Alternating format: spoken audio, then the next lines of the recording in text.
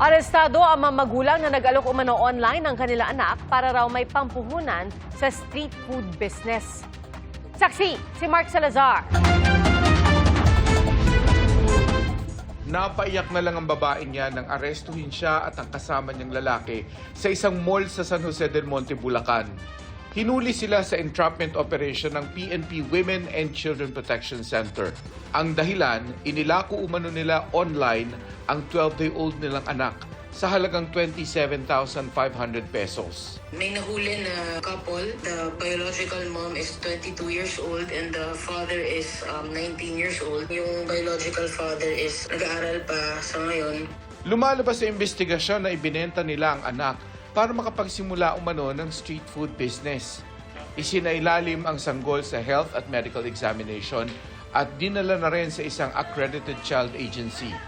Mahaharap naman sa patong-patong na reklamo ang mga magulang ng sanggol. Kinakaharap po nila ngayon yung qualified trafficking. Meron din silang kinakaharap na child abuse and syempre yung illegal adoption. Yung sa qualified trafficking na available po ito at maaari silang matulan ng 20 years hanggang habang buhay na pagkakakulong. Sa Cagayan de Oro City naman, patay ang sanggol na isang buwan pa lamang matapos isilid sa bag ng sarili niyang ama.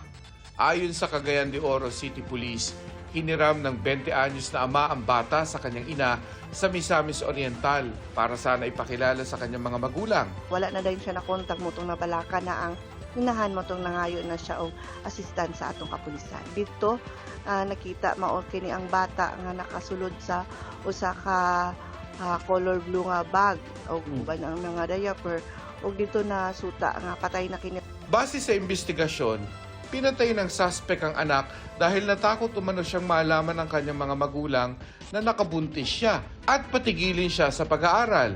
Mahaharap sa kasong parricide ang suspect. Wala pang pahayag ang ina ng bata.